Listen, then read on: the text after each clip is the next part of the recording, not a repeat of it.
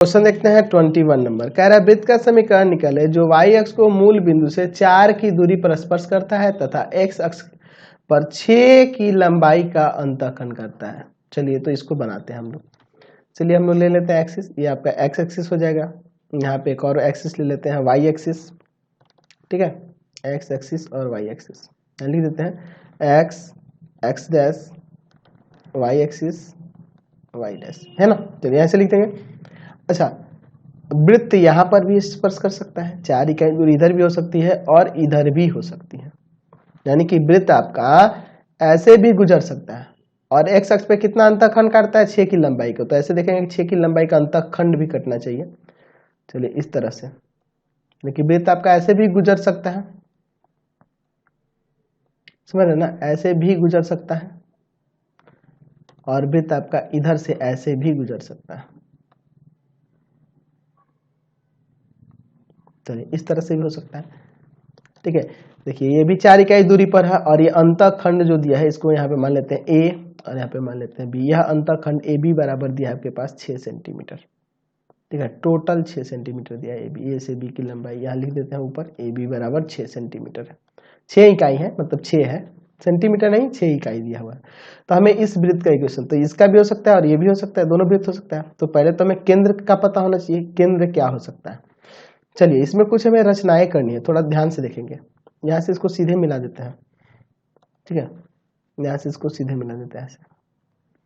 अगर देखा जाए इसको ऐसे ले जाया जाए तो ये केंद्र से, यहाँ क्या है, जीवा है, तो जीवा पर खींचा गया ये लंब ही ना होगा जी, तो इसको समद्विभाजित कर देगा, यानी ये 3 हो जाएगा। इस बिंदु का नाम कुछ दे देते हैं डी, इसका केंद्र ओ दे देते हैं, इसका केंद्र यहाँ पे ओ डैश दे देते हैं।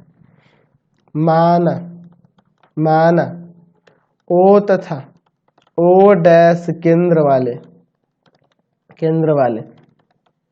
दो वृत्त हैं जो y अक्ष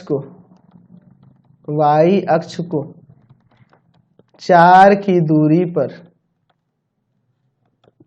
मूल बिंदु से 4 की दूरी पर, ऐसे लिख दिया जाए, मूल बिंदु से 4 की दूरी पर, मूल बिंदु से 4 की दूरी पर स्पर्श करते हैं। और दोनों के लिए जो ए बी आपका जो अंतःखंड बन रहा है ना, उसकी लंबाई यहाँ पे 6 सेंटीमीटर है। तो यहाँ ए डी बराबर आप लिख सकते हो हाफ ऑफ ए बी, पता ही है जी, वो जीवा को समद्विभाजित कर देता है। ये सब कुछ बताने वाला नहीं है, आप जूनियर क्लासेस में पढ़े हुए हैं। ये 3 सेंटीमीटर हो जाएगा एडी कितना हो जाएगा? 3 सेंटीमीटर हो जाएगा, ठीक है। अच्छा यह वाला यहाँ से यहाँ 4 है, तो ये भी 4 हो जाएगा। चलिए तो अगर हम O से A को मिला दें, तो यह क्या होगा? ये OA आपका क्या होगा? त्रिज्या हो जाएगी ना, OA त्रिज्या हो जाएगी, बिल्कुल ये आपकी OA त्रिज्या हो जाएगी, ठीक है। तो OA बराबर आप लिख सकते हो यहाँ पे √अंडर AD का स्क्वायर प्लस में OD का स्क्वायर। AD यानी कि 3 का स्क्वायर और इसका 4 का स्क्वायर, 3 का स्क्वायर 9, 4 का स्क्वायर 16, √25 का मतलब कितना? 5 आ गया, OA यहाँ पे 5 आ गया। अच्छा OA जब आपका 5 इकाई है तो यह भी 5 इकाई हो जाएगा। अगर इसका कुछ नाम दे दिया जाए, यहाँ पे कुछ दे दो ना यार, P दे दो, यह भी आपका 5 इकाई हो जाएगा। क्लियर है ना, ये आपकी त्रिज्या है, ये भी तो त्रिज्या है ना। OP बराबर OA बराबर में 5 हो गया। चलिए सेंटीमीटर में कोई नहीं है, 5 दिया हुआ है, सब इकाई में दिए हैं, ठीक है। सेंटीमीटर कहीं मत लगाइएगा, हम गलती से लगा दिए हैं, है ना, सब इकाई में दिया हुआ है। अब वो जो भी हो इकाई, उससे कोई हमें फर्क नहीं पड़ता है, हमें उससे कोई मतलब ही नहीं है, सेंटीमीटर वगैरह कुछ नहीं लगाएंगे, ठीक है। चलिए क्लियर है, हमने निकाल दिया यहाँ पे 5, ये भी 5 हो गया। तो अब यहाँ का केंद्र का निर्धारण कर सकते ना, केंद्र का निर्धारण कितना हो जाएगा? तो यहाँ पे ये भी तो 5 हो गया, यहाँ से यहाँ ये 5 है, तो ये भी 5 और ये 4, तो इसका केंद्र हो जाएगा 5,4। अच्छा इसका नियामक क्या हो जाएगा? तो आप देख लो, ये 5 है और ये 4 है ना जी, ये 5 और 4 है, तो ये x एक्सिस की धनात्मक दिशा में है ना जी, तो x का 5 और y माइनस में 4, तो केंद्र निकल गया, त्रिज्या 5 दिया है, तो दोनों वृत्त का समीकरण नहीं आ जाएगा।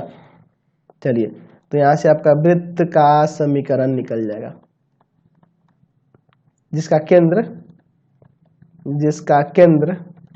क्या है जी, तो केंद्र 5,4 तथा 5,-4 है, और त्रिज्या कितनी है, तो त्रिज्या 5 आई है, त्रिज्या 5 इकाई है, त्रिज्या 5 इकाई है। तो आप क्या हो जाएगा फॉर्मूला, x - 5 का whole square plus y, plus में भी हो सकता है और माइनस में भी, दोनों हो सकता है। तो ये माइनस में है, इसके लिए ये माइनस में, और इसके लिए प्लस हो जाएगा ना, तो दोनों आएगा और बराबर में आ जाएगा 5 का स्क्वायर। तो आप इसको सॉल्व कर देना, यहाँ प्लस माइनस दोनों पता है ना क्यों ले रहे हैं, समझ रहे ना बात को, मतलब कि एक बार ये केंद्र लेके चलेंगे तब माइनस यहाँ हो जाएगा, और जब ये केंद्र लेके चलेंगे तो यहाँ प्लस आ जाएगा, ये इसमें तो कोई चीज नहीं है। इसको सॉल्व कर देंगे, आपका वृत्त का समीकरण निकल गया। क्वेश्चन नंबर 22 देखिए।